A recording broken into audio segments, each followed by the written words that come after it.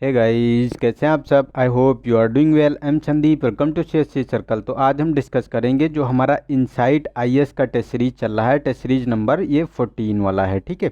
तो ये जो इन्वायरमेंट एंड इकोलॉजी का टेस्ट है, जिसमें पूरा का पूरा जो कॉन्सेप्ट और उसका जो स्टैटिक पोर्शन है पूरा का पूरा दिया हुआ है। इसमें आपको पूरा का जितना मतलब आपका जो प्रीलिम्स का जितना भी आपका जो ये तुम्हारा इन्वायरमेंट और इकोलॉजी का जितना भी कोर्स है पूरा का पूरा इंक्लूड है। पूरे मतलब सिलेबस से जितना तुम्हारा इन्वायरमेंट में इंक्लूड है सारा मतलब वहाँ से लिया गया है, ठीक है। तो पूरा ये आपको देख सकते हैं। ये जो तुम्हारा NCERT इसमें है और IAS शंकर का इन्वायरमेंट है। उसके साथ साथ ये जो करंट अफेयर दिसंबर वाला है, ठीक है। तो जून 2020 से जो 16 दिसंबर 2020 तक पूरा का पूरा है, ठीक है। तो इसका फर्स्ट पार्ट हम लोगों ने पहले ही सॉल्व कर लिया था। ये सेकेंड पार्ट है इसका, ठीक है। तो इसमें हम लोग 25 क्वेश्चन सॉल्व करेंगे। तो आई होप आप लोगों को अगर वीडियो अच्छा लग रहा हो तो उसको थोड़ा सा लाइक वाइक कर दीजिए यार, तो थोड़ा सा मुझे भी अच्छा सा मोटिवेशन मिलता है, हैं? और अगर चीज़ें अच्छी लग रही हैं तो बताइए, और अगर नहीं अच्छी लग रही हैं तो भी बताइए कि मतलब दिक्कत कहाँ पे आ रही है, तो उसको मुझे पता चले कि कहाँ पे दिक्कत आ रही है, तो मैं उसको अच्छे से डिस्कस करूँ, ठीक है। तो आप लोग उसके बारे में ज़रूर बताइए अगर कहीं पे दिक्कत आ रही है, ठीक है। और अगर अच्छा लग रहा है तो इसको शेयर करें अपने दोस्तों को। यार हिंदी में कोई सवाल नहीं करवाता है जितना मैं डिटेल में करवाता हूँ अच्छे से, ठीक है। तो यार अपने दोस्तों को शेयर करो जिनको ज़रूरत है उसकी, वो मतलब ले पाएँ। और जो ज़्यादा प्रमोट होता है तो मतलब अच्छा लगता है मुझे भी कि यार हाँ चलो, जो मैं बना रहा हूँ अपना वीडियो तो मेरी मेहनत भी निकल रही है, आप लोगों के लिए कर रहा हूँ, तो आप लोग भी हमारे लिए थोड़ा सा कर रहे हैं, ठीक है। तो अगर आप हमारा हेल्प करेंगे तो मैं आपका हेल्प कर पाऊँगा, वरना मैं भी बंद कर दूँगा बनाना। तो ये आप लोग बताइएगा, ठीक है। और मैंने पूछा था कि इसे कंटिन्यू रखना है या नहीं रखना है, तो बहुत सारे बच्चों ने कहा कि सर इसको भी करवा दीजिए और विजन को भी करवा दीजिए। तो मैं जब तक पेपर होगा तब तक दोनों के दोनों ये हो जाएंगे, ठीक है। और एक्स्ट्रा जितने भी टेस्ट आएंगे तो वो भी हम लोग इसमें कवर करेंगे, ठीक है। तो ऐसे करके हमारा जो भी ये 10 अक्टूबर को एग्ज़ाम होगा तो अच्छे से हम लोग तैयारी कर पाएंगे वहाँ पर, ठीक है। तो इसमें चलते हैं क्वेश्चन नंबर हमारा है ये 26 से आज चलते हैं। तो इसमें कहा गया है कि निम्नलिखित राज्यों पर विचार कीजिए। तो फर्स्ट है कि मिजोरम है, मध्य प्रदेश है, महाराष्ट्र है और अरुणाचल प्रदेश है। तो इसमें बताना है राज्यों के कुल क्षेत्रफल में वन आवरण यानी वन का जो प्रतिशत है, प्रतिशत के आधार पर उसे अवरोही क्रम में बताना है, ठीक है। अवरोही मतलब आपका जो तुम्हारा जो अवरोही की बात करें तो इसमें क्या होगा कि मतलब आपको बताना है कि जो ये बढ़ते क्रम में हमको, ठीक है। अवरोही बढ़ते ही तो होगा, असेंडिंग या डिसेंडिंग क्या होता है यार, ये थोड़ा कन्फ्यूजन वाला रहता है।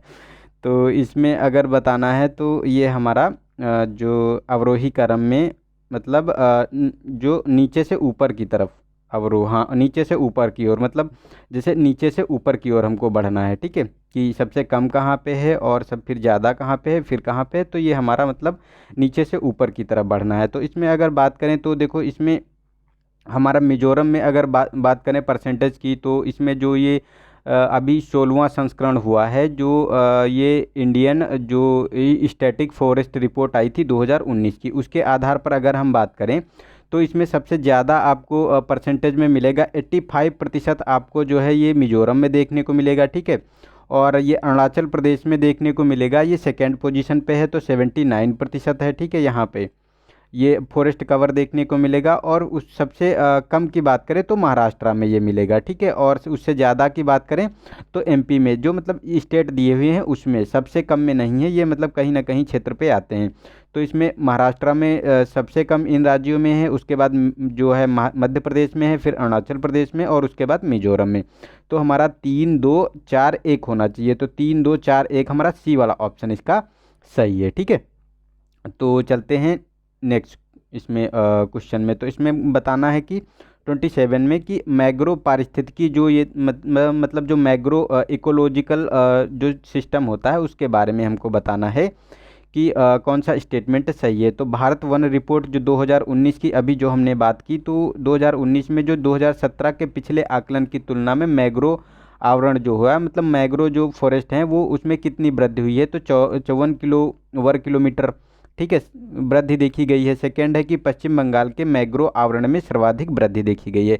तो देखो ये वृद्धि जो फर्स्ट वाला स्टेटमेंट हमारा सही है, क्योंकि इसमें जो ये मैंग्रोव की जो वृद्धि की बात करें तो 54 वर्ग किलोमीटर हुई है, ये तो हमारा स्टेटमेंट सही है। लेकिन ये सेकेंड वाला गलत है, क्योंकि मैंग्रोव की सबसे अधिक वृद्धि की बात करें अगर हम इसमें, तो गुजरात वाले क्षेत्र में हुई है, और ये आपको देखने को मिलेगी लगभग 37 वर्ग मीटर देखने को मिली है, जो सबसे ज़्यादा हुई है। उसके बाद महाराष्ट्र में हुई है। तो इसमें ये हमारा सेकेंड स्टेटमेंट गलत हो गया इसका, ठीक है।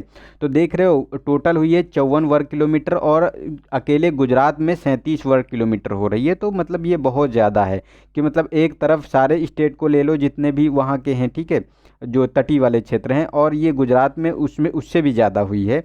तो ये हमारा फर्स्ट वाला ए वाला ऑप्शन इसका सही हो गया, ठीक है।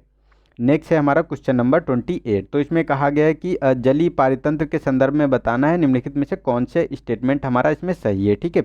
तो जलीय पारितंत्र मतलब जो मैरीन इकोसिस्टम होता है उसके बारे में बात की जा रही है। तो फर्स्ट है कि पटलक यानी न्यूस्टोन असंबद्ध जीव होता है जो हवा और पानी की अंतरक्रिया पर जीवित रहते हैं। सेकेंड है कि परिपाद यानी कि पेरीफाइटोन्स जो होते हैं, ठीक है, ऐसे जीव हैं जो जड़ वाले पौधों के तने और पत्तियों से जुड़े रहते हैं।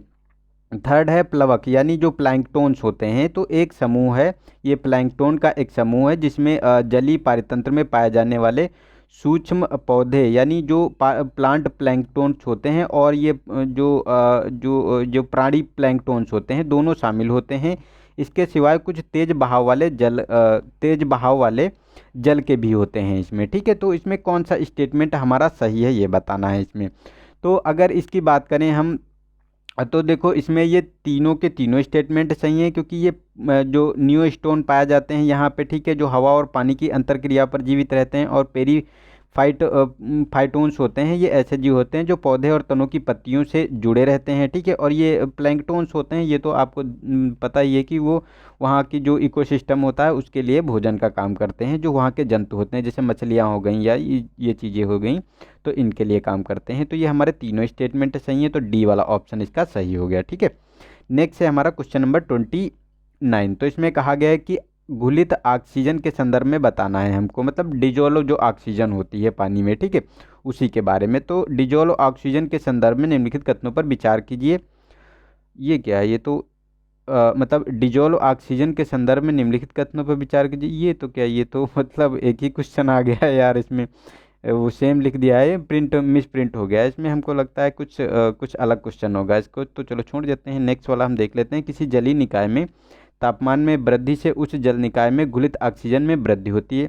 तो देखो नहीं, अगर जो जल का तापमान बढ़ेगा, ठीक है, तो ये उसके अपोजिट चलेगा, ऑक्सीजन कम होगी, और तापमान कम होगा तो ऑक्सीजन बढ़ेगी, ठीक है। तो ये हमारा स्टेटमेंट गलत है सेकेंड वाला। फर्स्ट वाला तो इसमें दिया ही है नहीं है, तो इसको थोड़ा सा ऐसे ही याद रखना आप लोग, ठीक है। क्योंकि और इससे जो ऑक्सीजन होती है ना, इससे उसका पॉल्यूशन भी ज्ञात किया जाता है, कि अगर जिस पानी में पॉल्यूशन ज़्यादा होगा, ठीक है, तो उसमें क्या होगा कि ऑक्सीजन की मात्रा भी कम देखने को मिलेगी वहाँ पे, ठीक है। तो ये बहुत ज़्यादा ऑक्सीजन की जो मात्रा होती है पानी में, ये बहुत ज़्यादा वहाँ के इकोसिस्टम को मैनेज करती है। अगर कम होगा तो वहाँ जीव जंतु कम मिलेंगे, ठीक है। तो ये चीज़ें होती है, वो मतलब पॉल्यूशन के कारण मरने लगते हैं वहाँ के जीव जंतु, ठीक है।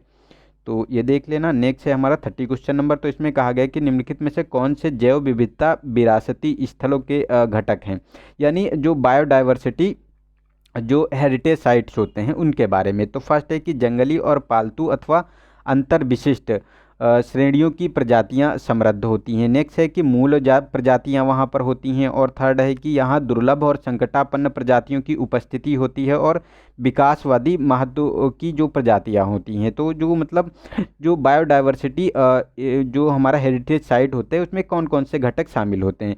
तो देखो ये चारों के चारों घटक आपको मिलेंगे वहाँ पे, क्योंकि ये हेरिटेज स्थल बनाए जाते हैं बायोडाइवर्सिटी के पर्पज़ से, तो उसमें ये चीज़ें उपलब्ध होनी चाहिए वहाँ पे, तभी उसको जो है हेरिटेज साइट डिक्लेयर किया जाता है। तो ये हमारे तीनों स्टेटमेंट सही हैं, ठीक है। तो हमारे मतलब चारों स्टेटमेंट सही हैं, तो हमारा ये डी वाला ऑप्शन इसका सही हो गया, ठीक है। नेक्स्ट है हमारा क्वेश्चन नंबर 31। तो इसमें कहा गया कि निम्नलिखित में से कौन से दावाग्नि यानी फॉरेस्ट फायर जो होते हैं उसके क्या कारण हैं।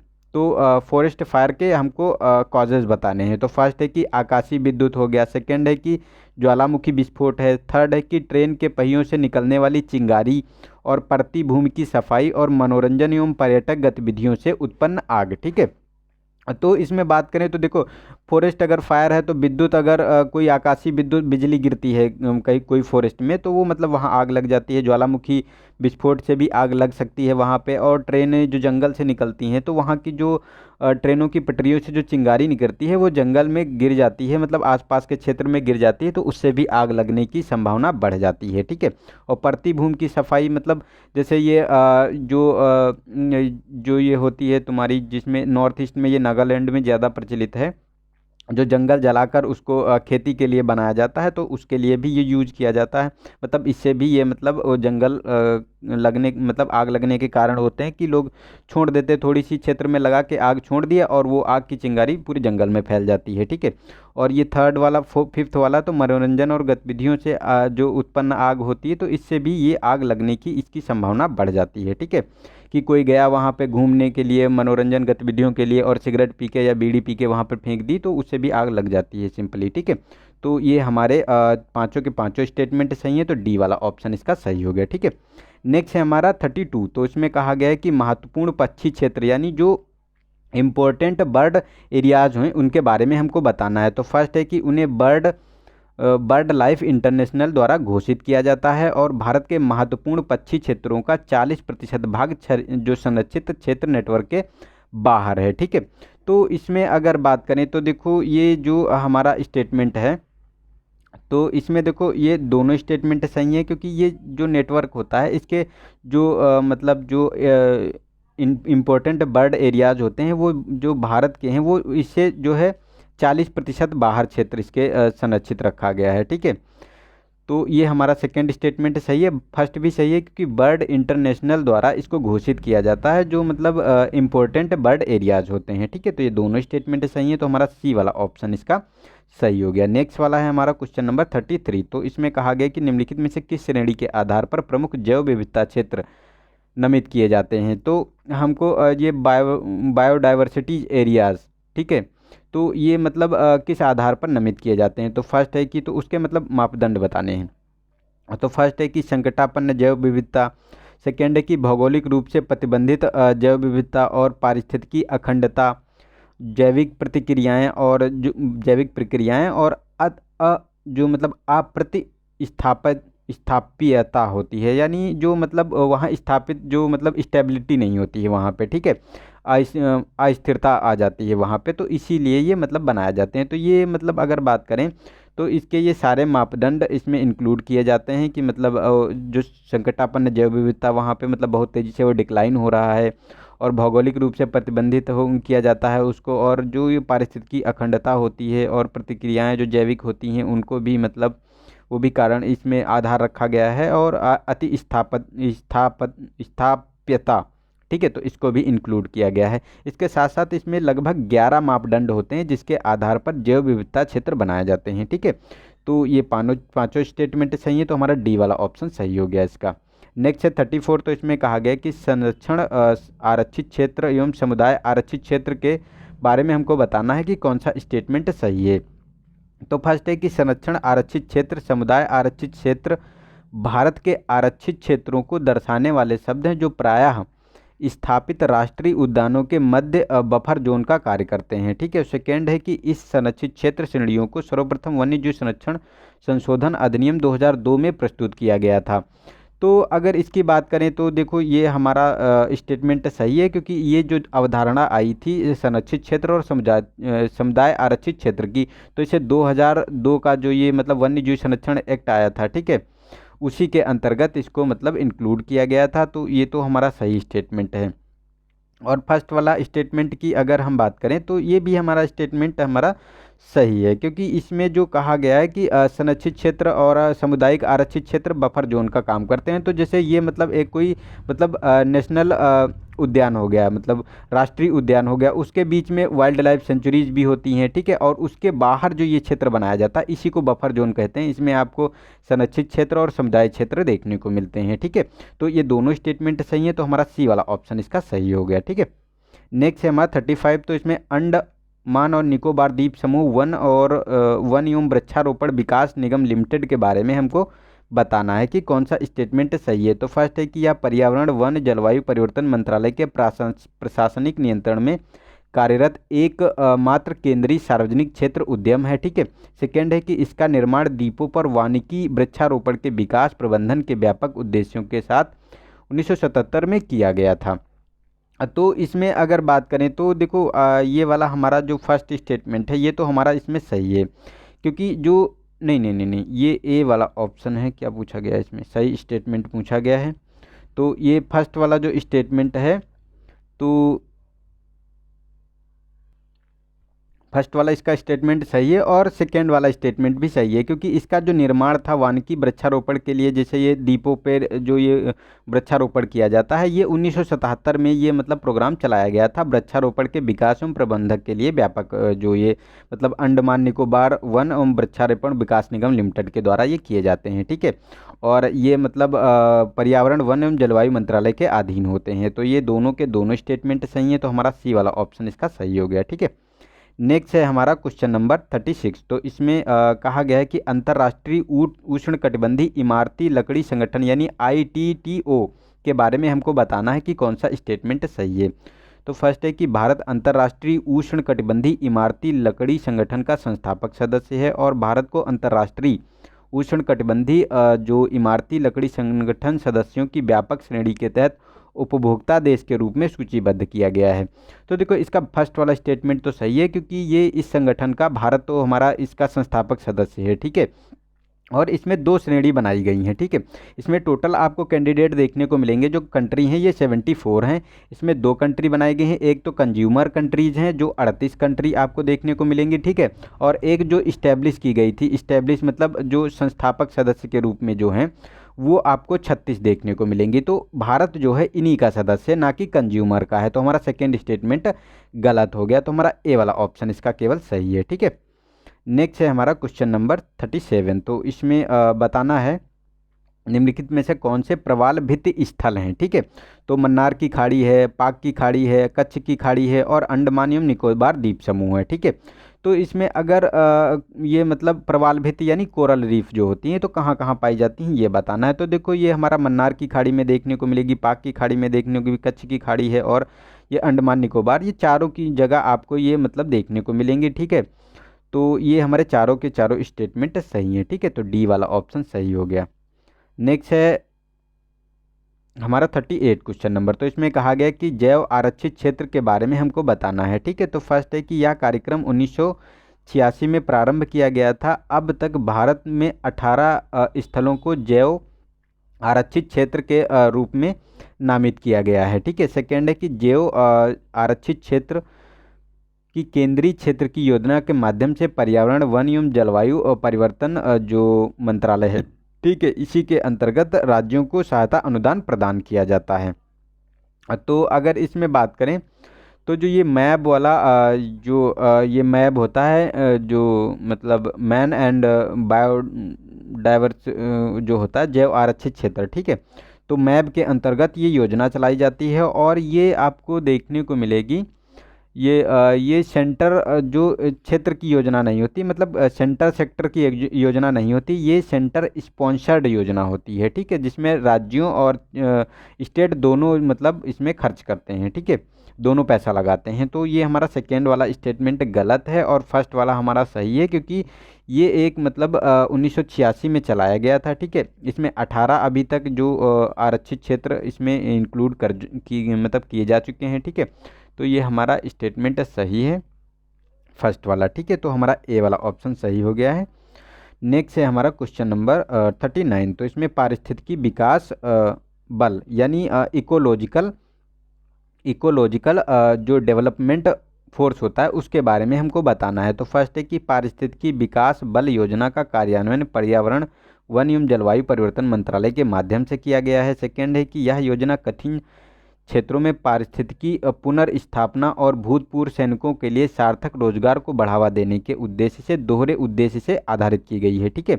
तो ये तो हमारा स्टेटमेंट सही है, क्योंकि ये जो मतलब इकोलॉजिकल जो डेवलपमेंट फोर्स है, ये मतलब जो हमारे रिटायरमेंट जो सैनिक होते हैं, भूतपूर्व सैनिक, उनके लिए ये रोजगार का काम करता है, और मतलब जो इकोलॉजिकल सिस्टम को भी मतलब रिजनरेट मतलब पुनर्जीवित करने का काम करता है, ठीक है। लेकिन ये फर्स्ट वाला स्टेटमेंट सही नहीं है, क्योंकि इसे जो है डिफेंस मिनिस्ट्री के अंतर्गत ये स्कीम लॉन्च की जाती है, ना कि वन पर्यावरण एवं जलवायु परिवर्तन मंत्रालय द्वारा, ठीक है। तो हमारा फर्स्ट वाला स्टेटमेंट गलत है, सेकेंड वाला सही है, तो हमारा बी वाला ऑप्शन सही हो गया इसका, ठीक है। नेक्स्ट है 40 क्वेश्चन नंबर। तो कहा गया है कि बाघों की गणना के बारे में हमको बताना है, ठीक है। तो फर्स्ट है कि भारत वैश्विक बाघों की आबादी का लगभग 50% पाया जाता है, मतलब जो भारत में आबादी है बाघों की वो 50% पाई जाती है। सेकेंड है कि मध्य प्रदेश में सर्वाधिक बाघ मतलब 526 पाया जाते हैं। सेकेंड है कि भारत ने 2010 में पीटर्सबर्ग में बाघों की संख्या दोगुनी करने वाले अपने संकल्पों निर्धारित लक्ष्य वर्ष 2022 से पहले पूरा कर लिया है, ठीक है। तो ये अगर बात करें तो इसमें देखो ये हमारा स्टेटमेंट फर्स्ट वाला जो है ये गलत है, क्योंकि इसमें जो वैश्विक बाघों की अगर इस समय वर्तमान में संख्या बात करें तो लगभग 75% ये देखने को मिलेगी, ठीक है। तो ये तो हमारा स्टेटमेंट गलत हो गया। लेकिन अभी जो ये 2019 का टाइगर सेंसस किया गया था, ठीक है, टाइगर मतलब जो टाइगर सेंसस किया गया था नेशनल टाइगर सेंसस अथॉरिटी के द्वारा 2019 में, और ये चौथा मतलब संस्करण नहीं 2018 का है, ये चौथा संस्करण आपको देखने को मिलेगा। इसके आधार पर ये मतलब मध्य प्रदेश में सबसे बाघ ज़्यादा पाए गए हैं, कर्नाटक में आपको देखने को मिलेंगे ये 524 बाघ उसमें थे, तो 2 बाघ वहाँ कम है, वो सेकेंड पोजीशन पे है। और ये थर्ड वाला स्टेटमेंट ये भी हमारा सही है, क्योंकि पीटर्सबर्ग में दोगुनी करने की बात की गई थी, तो ये लक्ष्य को पूरा किया है, क्योंकि तब बहुत कम बाघ थे यहाँ पे, दोगुनी से भी ज़्यादा ये लक्ष्य पूरा कर रहा है जो 2022 में पूरा करना था, ठीक है। और इसी के संबंध में ये TX2 एक पुरस्कार भी चलाया गया था, जिसके आधार पर उत्तर प्रदेश के पीलीभीत टाइगर रिजर्व को ये पुरस्कार भी पहला पुरस्कार दिया गया है। तो ये न्यूज़ में है, तो ऐसे क्वेश्चन ये बनेंगे, और इसको कई बार हम लोगों ने विजन में भी डिस्कस कर लिया है, ठीक है, टेस्ट सीरीज में। तो इसको थोड़ा सा आप लोग देख लीजिएगा, विजन वाले टेस्ट सीरीज देखोगे तो उसमें भी बहुत डिटेल में हमने सॉल्व किया है इसे, ठीक है। नेक्स्ट है हमारा क्वेश्चन नंबर 41। तो इसमें बताना है कि कौन सा स्टेटमेंट हमारा मधुमक्खी पालन के लाभ हैं इसमें, ठीक है।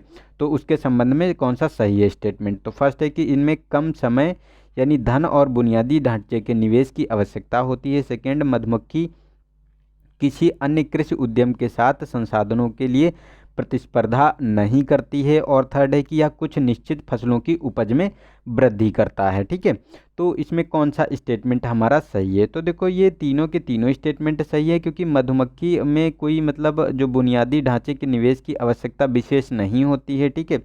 और ये किसी के साथ प्रतिस्पर्धा भी इतनी नहीं करनी पड़ती है, ये उद्यम आसानी से स्टार्ट किया जा सकता है, और इसे ग्रो भी बहुत अच्छे से किया जा सकता है, और बहुत लाभ भी मिल सकते हैं, ठीक है। और कुछ निश्चित फसलों की उपज में वृद्धि करता है, जैसे फूल वाली जो क्रॉप्स होती हैं जिनमें फूल आता है, तो उस समय अगर इसका काम किया जाए तो ये जल्दी मतलब काम करता है, क्योंकि मधुमक्खी बेसिकली क्या होती है कि फूलों से रस चूस के शहद का निर्माण करती हैं, ठीक है।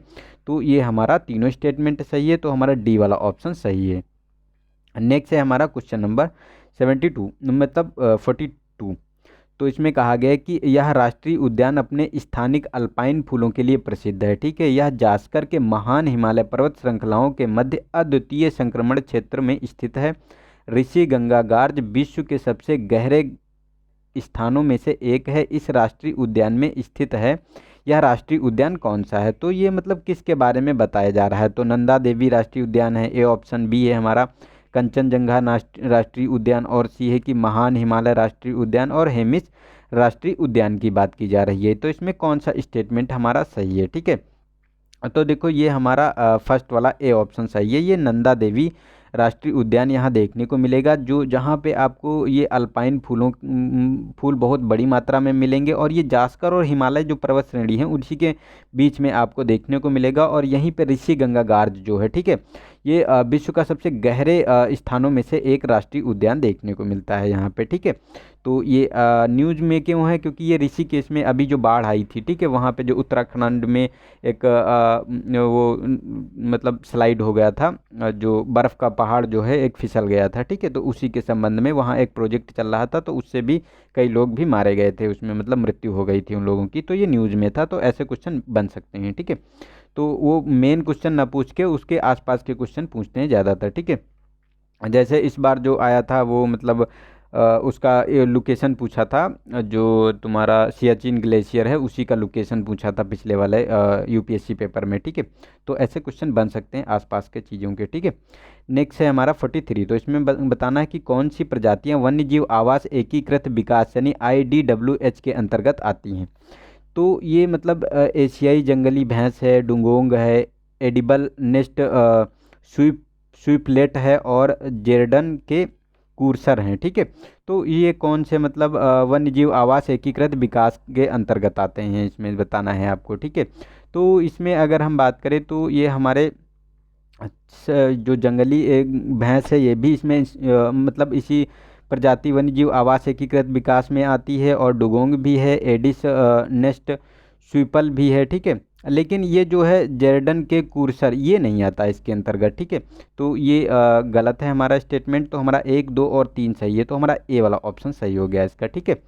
तो हमारा नहीं 43 नहीं नहीं नहीं नहीं ये भी आता है, sorry sorry sorry sorry sorry गलती हो गई यार, माफ़ कर देना, ठीक है। तो इसमें देखो जंगली भैंस भी आती है, डुगोंग भी आती है, एडिबल नेक्स्ट स्विफ्लेट भी आता है, और जेरडन के कूर्सर भी आते हैं। तो सारे के सारे आते हैं, तो हमारा डी वाला ऑप्शन इसका सही है, ठीक है। नेक्स्ट है हमारा 44। तो इसमें संगई के संदर्भ में बताना है ये क्या है संगई। तो यह एक अनोखा जानवर है जो संपूर्ण विश्व में केवल मणिपुर में पाया जाता है। सेकेंड है कि IUCN की सूची में गंभीर रूप से लुप्त प्राय श्रेणी में, और वन्य जीव संरक्षण अधिनियम 1972 की सूची 1 के तहत संरक्षित है, ठीक है। तो इसमें बताना है कि कौन सा स्टेटमेंट सही है।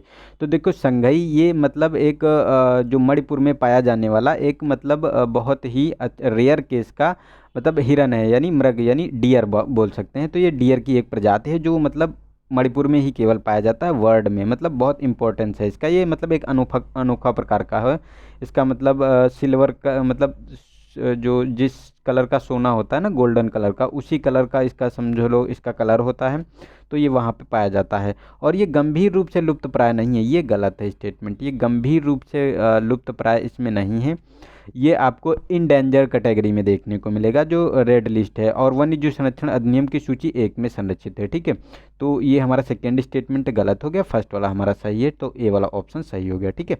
नेक्स्ट है 45। तो इसमें कहा गया कि भारत में गिद्ध की कौन सी प्रजातियों को IUCN लाल सूची के रूप में घोर संकटग्रस्त के रूप में सूचीबद्ध किया गया है। घोर मतलब क्रिटिकली इंडेंजर्ड के रूप में बात कर रहे हैं, ठीक है। तो इसमें सफ़ेद पीठ वाला गिद्ध है, ठीक है, लाल सिर वाला गिद्ध है, और पतली चोंच वाला गिद्ध है, हिमालयी ग्रिफिन है, यानी हिमालयी ग्रिफिन हो गया, और ये वाइट रैंप वल्चर हो गया, रेड हैंडेड वल्चर हो गया, और स्लेंडर ब्लाइंड वल्चर हो गया, ठीक है।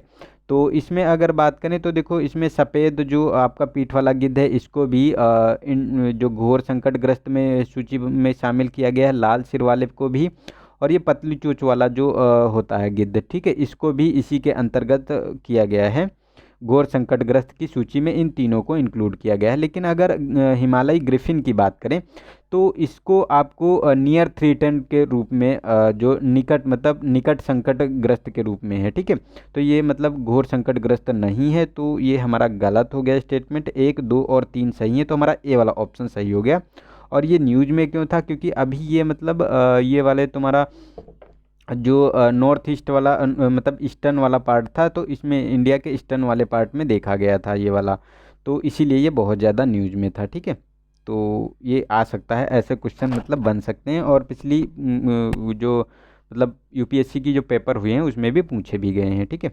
नेक्स्ट है 46। तो इसमें कहा गया है कि भारत में जो तुंगर या बस्टर्ड की निम्नलिखित में से कौन सी प्रजातियां पाई जाती हैं। तो बस्टर्ड के बारे में बेसिकली बताना है हमको। तो फर्स्ट है कि गोडावण, ग्रेट इंडियन बस्टर्ड, और खारमोर तो लेज़र फ्लोरिकन, और चरस की बात करें तो बंगाल फ्लोरिकन, और ये सोन चिरैया यानी हौबरा बस्टर्ड, ठीक है। तो देखो यार, इंग्लिश में ये चीज़ें पढ़ लेना, अगर पेपर में भी आए तो उनको इंग्लिश में पढ़ लेना। अब देखो गोडावन नहीं समझ में आ रहा लेकिन ग्रेट इंडियन बस्टर्ड समझ में आ रहा है, ठीक है।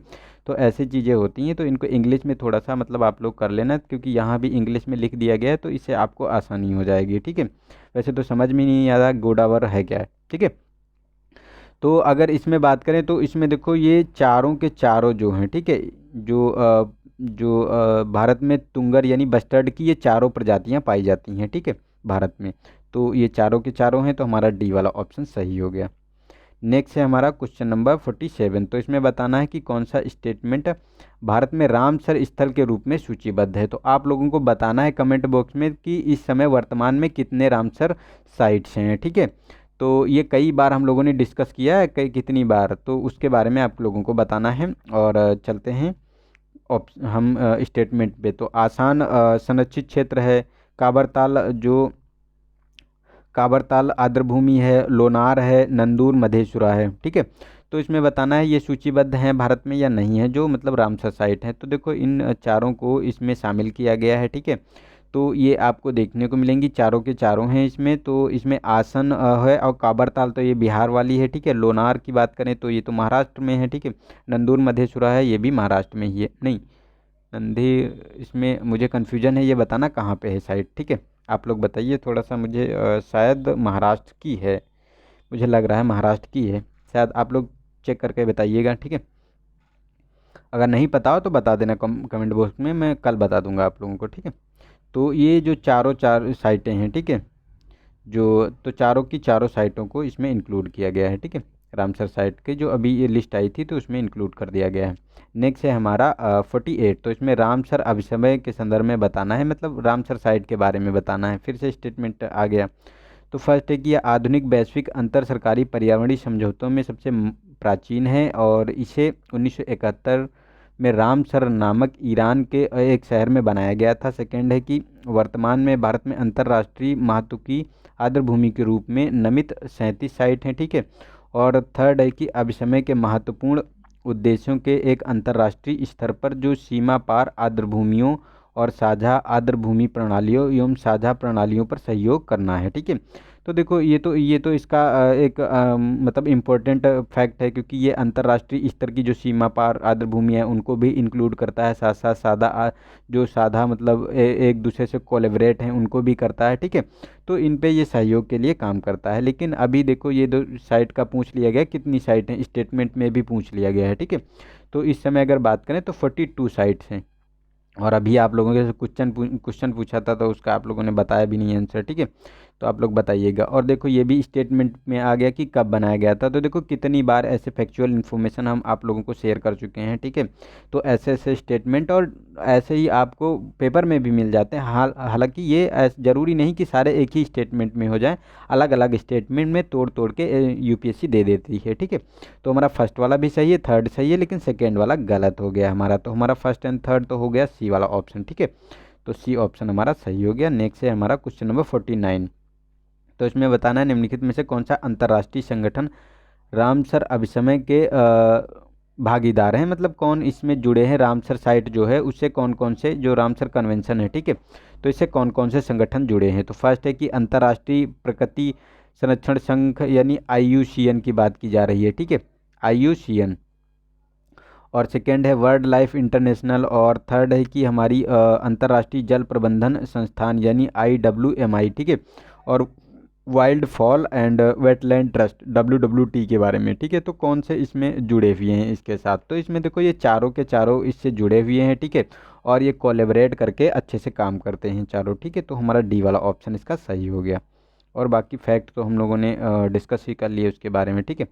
तो आज का लास्ट क्वेश्चन है, तो इसमें बताना है मधुमलाई वन्यजीव अभ्यारण्य और वायनाड वन्यजीव अभ्यारण्य, मुकुति राष्ट्रीय वन्यजीव अभ्यारण्य और शांत घाटी संरक्षित क्षेत्र निम्नलिखित में से किस जैव मंडल आरक्षित क्षेत्र में है, ठीक है। तो सिंपलीपाल जो जैव मंडल आरक्षित क्षेत्र है, अगस्त मलाई जैव मंडल आरक्षित क्षेत्र है, पंचमढ़ी जैव मंडल आरक्षित क्षेत्र है, और नीलगिरी जैवमंडल आरक्षित क्षेत्र है, ठीक है।